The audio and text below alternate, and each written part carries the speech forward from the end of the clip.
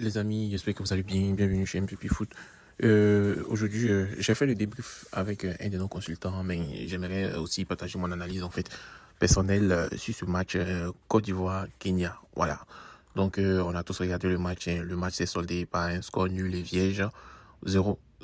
Voilà. Et il faut noter que durant ce match, la pelouse n'était pas trop ça en fait. Voilà, la pelouse n'était pas trop ça.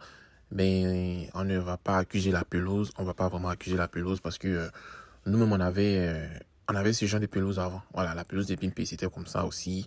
Donc on va pas accuser cette pelouse pour dire que c'est la pelouse qui a causé qu'on n'a pas bien joué. Voilà, le jeu était dans l'ensemble lent.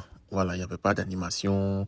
C'est comme si là attendait à ce qu'il y ait une action individuelle dans le milieu. Quand un milieu a le ballon, un joueur ne se démarque pas pour recevoir la passe. Ils sont arrêtés, ils attendent. C'était vraiment difficile aussi. Et puis l'équipe du Kenya, elle aussi, savait que genre, elle devait pas perdre ou faire un match nul. C'était leur objectif, faire un match nul.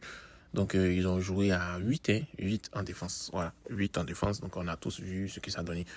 Du coup, quand le match a commencé, on a vu Emmanuel Lat qui était fort, qui était dans les pressings, il était dans les pressings, mais si il n'y a pas d'animation, l'équipe n'a il y a pas de cohésion dans l'équipe, lui, l'attaquant, qu'est-ce qu'il peut faire dans ce match? Il peut rien faire, donc on a tous vu et il est sorti.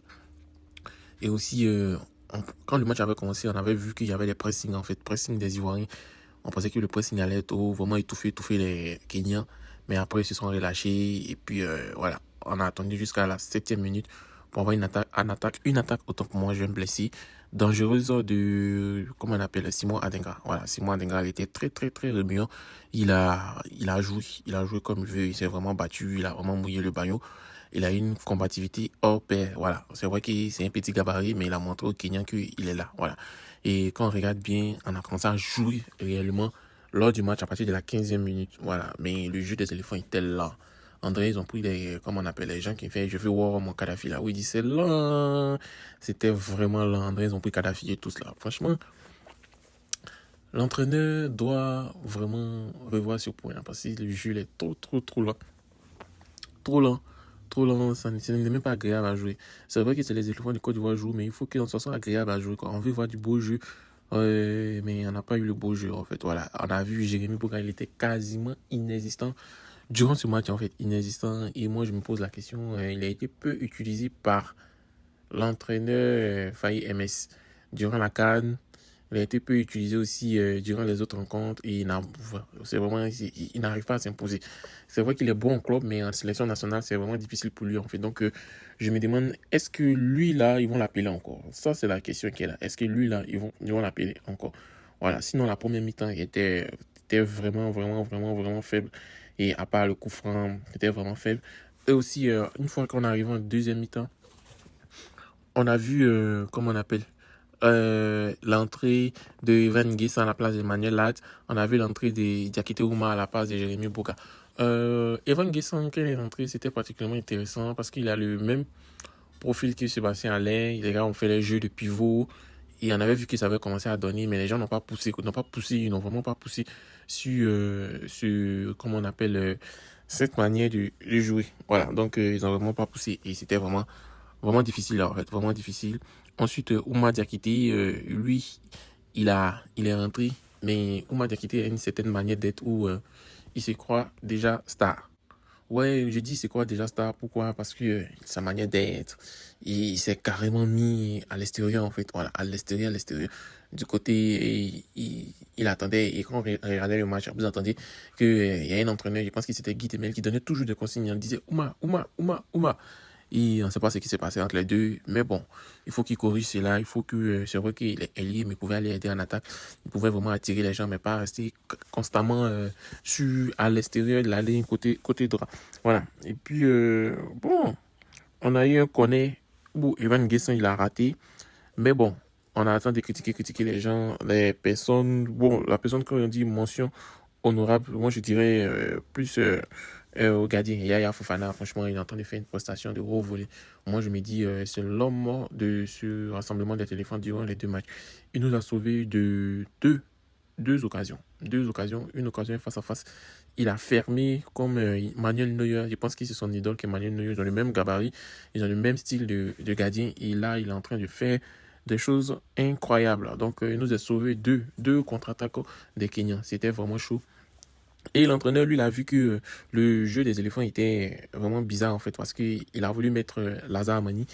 Et bon, Lazare Mani est rentré, on voulait jouer un jeu offensif, mais ça n'a pas payé, parce que les deux milieux, là, Seko Fofana, qui perd beaucoup de ballons, et Franck ici, qui était vraiment inexistant, n'ont pas fait les tâches défensives. Du coup, c'était un peu difficile là pour notre Lazare Mani, et Siri est rentré. Donc, Siri est rentré, les contre-attaques kenyans ont baissé. Voilà. Mais bon, est-ce une formation qu'on veut jouer pour gagner? Moi, j'ai dit non parce que le 4-3-3, là, c'est vrai que c'est la formation, comment on dit, de base de nos éléphants, mais le 4-3-3 n'était pas idéal.